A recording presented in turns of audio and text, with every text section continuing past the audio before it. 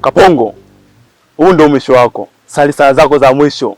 Sikiliza, huu ni kafiri tu, hana haja ya kusali sala zake za mwisho. Kinachotakiwa ni kumwaisha kwa Israeli tu. Ni vijana, mbona siwaelewi? Mna lengo gani na mimi? Mmetumwa? Wanataka kujua nani katutuma?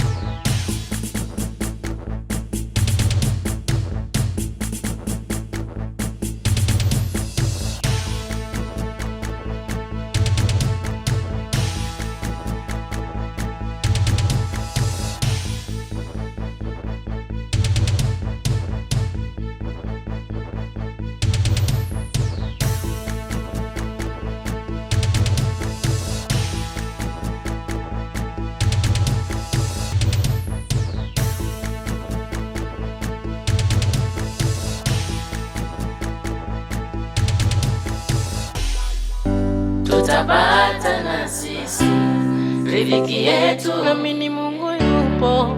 Tutapata na sisi riziki yetu, usilie mama. Tutapata na sisi riziki yetu, ipo siku yetu. Tutapata na sisi riziki yetu, na sisi tutapata. Hivi sasa mafundi wameshaanza ujenzi, kwa hiyo maendeleo ni mazuri kwa kweli. Yaani kiukweli ndugu yangu, Mwenyezi Mungu akupe maisha marefu sana. Maana umejua kutukochi.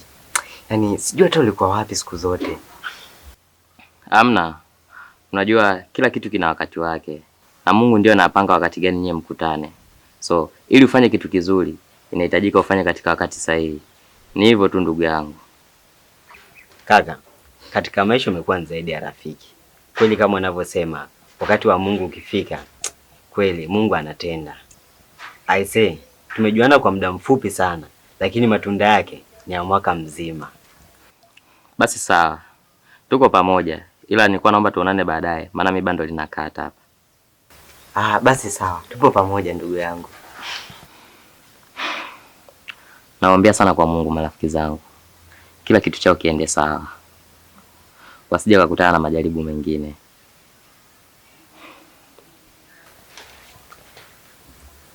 Oya, sasa hivi bata mwanangu. Sema wazungu wanajua. Hivi kweli mtu yani unaongea naye video call. Yaani sijui yani kuna nini ambacho kinapita hapa katikati yani. Hata mimi mwenyewe sijui kufikiria kama kuna mambo hayo hiyo. Lakini kama wanavyosema, dunia ya Mungu, vitu vya mzungu. Mungu anawezesha watu akili na ndio maana wanafanya vitu kama hivi. Ila sasa hivi kidogo ni mbaya tunaenda kuwa pana. Nakukubali mdogo wangu. Baba yupo wapi? Kwa nini simjui? Damu yake imo ndani yangu lakini simuoni. Leo mama kaniambia, nenda mwanangu, ukamjue baba yako, safari imefika mwisho. Kata nipokea nitamsamehe, kama tanigeuza nitabaki Samani dada. Ile samani. Za saizi. Salama. Kwema? Kwema. Samani, mimi ni mgeni katika hiki kijiji na naitwa Kiumbani. Mimi naitwa Patricia. Samani, nilikuwa naulizia kwa mzee Mbonde kama unapafahamu. Maana nimeambiwa anakaa kijiji hiki. Samani kakaangu. Mimi mwenyewe kusoma mwenyeji sana. Ila nimekuja tu kutembea. Ila hilo jina sio geni, nafikiri nishawahi kulisikia sehemu. Unaona hii njia? Ukipita hii njia kuna kakona fulani unakata, unapandisha kilima, then kuna bonde. Ukisha lishusha lile bonde, kwa juu kidogo kuna nyumba. Zile nyumba nafikiri ukiuliza pale watakuelekeza vizuri kwa mzee Mbonde. Asante sana dadangu, nashukuru. Asante na wewe, karibu kijijini kwetu. Baba yupo wapi? Kwa nini simjui? Damu yake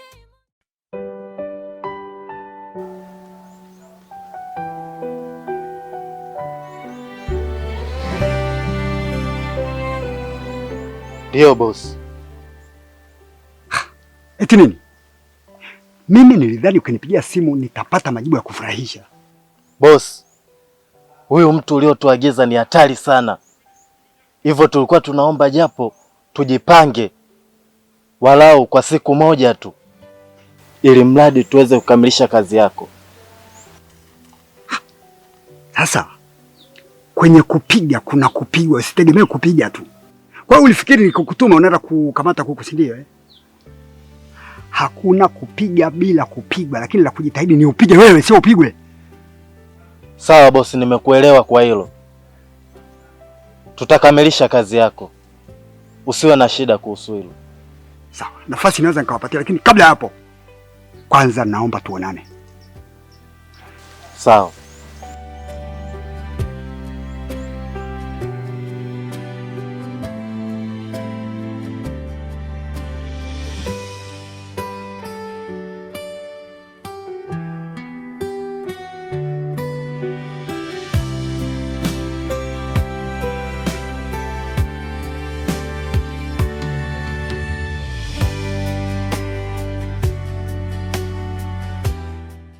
Ehe. Ulizani kwamba tutakutana eti? Kwanza mtizame kwanza sura yake ilivyomparama. Hivi nikuulize swali. Ulizani kila mtu anaweza kutapeliwa tu kirahisi, si ndio? Kaju, tafuta riziki yako ya halali na sio kutapeli tu watu. Sisi wengine tumeaga kwetu. Kabla tujaja mjini tulitemewa mate kichwani na bibi zetu, ndio tukakanyaga katika ardhi ya mjini. Sio unakuja kutapeli tu watu, mpumbavu wewe. Mampinga, kwanza naomba nitanguze samahani. Nimejifunza vitu vingi sana. Na mimi mwenyewe kumbuka ule mkataba ilikuwa sijausoma. Baada ya nyewe kuwapa na kuangalia mara mbili nikajua kabisa nimeshausoma ule mkataba. Na mimi nikafikia kutia saini tu. Ila nimejifunza vitu vingi sana dadangu. Na mimi kwa sasa hivi nimebaki kwenye udalali tu. Sina chochote ambacho naweza nikakifanya tena. Naomba nisamehe. Unajua naweza nikakunasa makofi wewe. Yaani wewe ulituona sisi kama ni wajinga eti? Wewe ulijua kabisa familia nzima hatujui kusoma wala kuandika. Ndio maana ukaamua kupita na upepo, si ndio maana yake? Sasa nisikilize. Ulichokifanya kwangu usije ukafanya kwa mtu mwingine. Maana utakuja uchome moto mbwa wewe, ufe uachie wazazi wako matatizo. Muone kwanza na mindevu yake. Utafikiri brush la chachandu. Sura imemparama.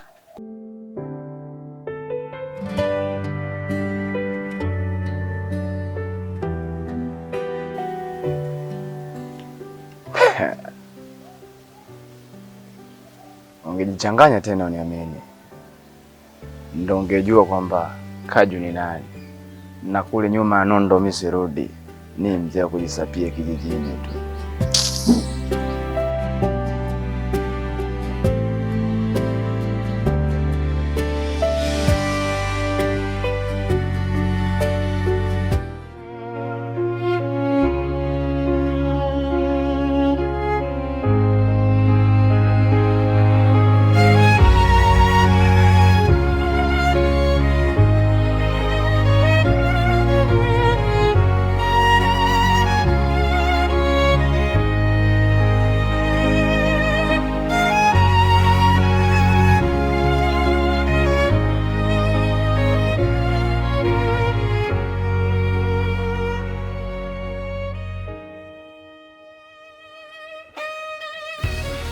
Hivi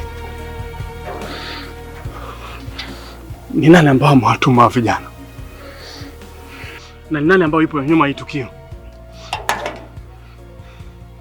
Kama wana kisu, ina maana wataka kuniua kweli. Basi kama nimefanya makosa yoyote, damu yangu iwe mikononi mwao. Na kama sina makosa yoyote, damu yao iwe mikononi mwangu.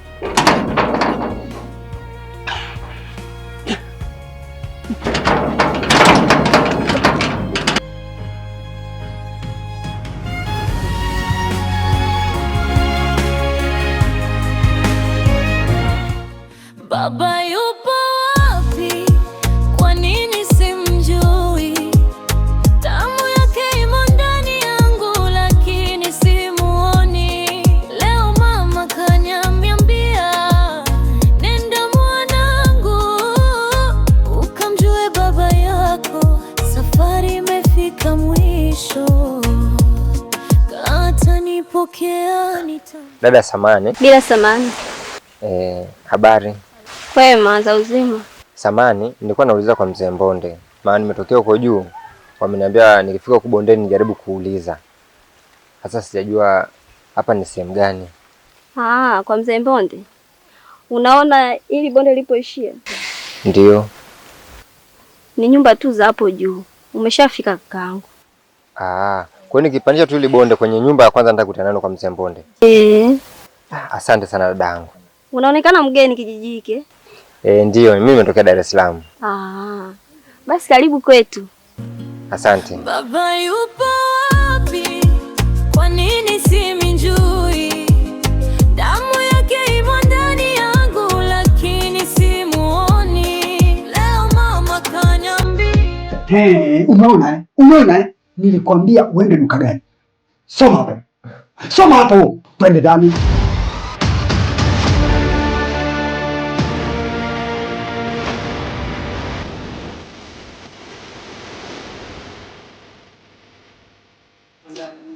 Imekwaje?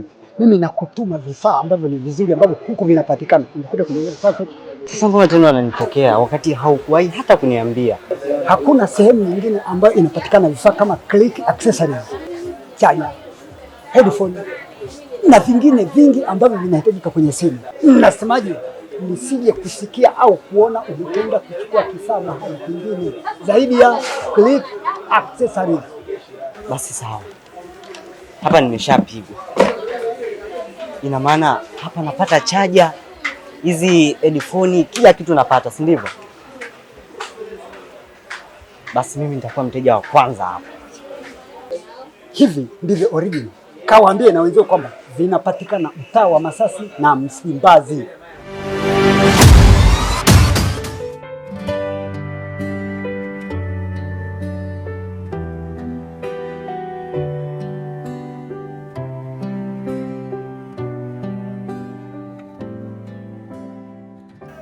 Odi.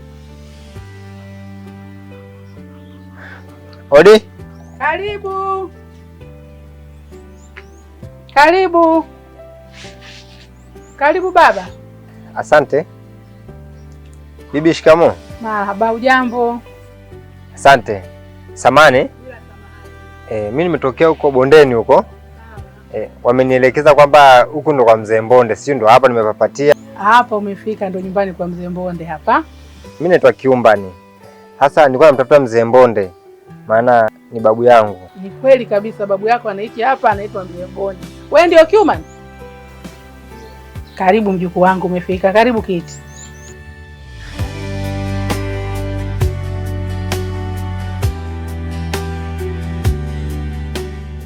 Wow, mjukuu wangu, habari za siku nyingi.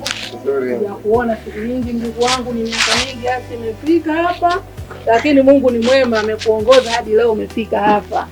Hujapotea mjukuu wangu, umefika hapa. Hapa ndo nyumbani kwa mzee Mbonde. Sasa umesema unamtafuta mzee Mbonde. Wewe ni kama nani hapa kwa mzee Mbonde? Bibi, lengo langu la mimi kuja huku. Sawa. Shida yangu nilikuwa namtafuta baba yangu Jackson. Na nikaambiwa kwamba kwa mzee Mbonde ndo kwa babu yangu. Kwa hiyo nimeamua kumtafuta baba. Hapa ndo nyumbani kwa babu yako mzee Mbonde. Na huyo babako Jackson unayemtafuta hapa ndo nyumbani kwao. Na mimi ndio mama yake. Na akimaanisha kwamba mimi ndo bibi yako za baba yako. Karibu, umefika. Bibi, mimi nashukuru sana. Yaani maana nilikuwa na shauku sana kumuona baba yangu, lakini naona furaha yangu imeanzia kwako wewe. Kwa hiyo ni jambo la kumshukuru Mungu. Maana tokea nitoke huko nimeanza kuulizia watu wengi kweli kweli. Hadi nimekuja kufika hapa, ni jambo la kumshukuru Mwenyezi Mungu. Kwa hiyo babangu hapa sijajua yuko wapi. Babako yupo lakini ametoka kidogo. Na babako pia yupo katika mazingira yake ya kazi lakini anapatikana hapa ndo nyumbani kwao. Mashaka, mimi nataka nikutoe mashaka. Aliyokuelekeza kufika hapa haja kukosea. Amekuelekeza moja kwa moja. Hapa ndo nyumbani kwa mzee Mbonde na babako Jackson utamuona hapa. Hivi unavyoniona mimi nilivyo. Akitokea huyo babako Jackson, basi ndio umemuona, ndio huyo. Na babu yako atakapokuja ujue ndio hivyo. Yaani leo nataka nikufurahishe moyo wako na kutoa wasiwasi. Hapa umefika na ndio kitovu cha baba yako, na we mwenyewe hapa ndio ndugu wote utawakuta hapa. Hapa umefika mjukuu wangu. Karibu sana mjukuu wangu, umefika.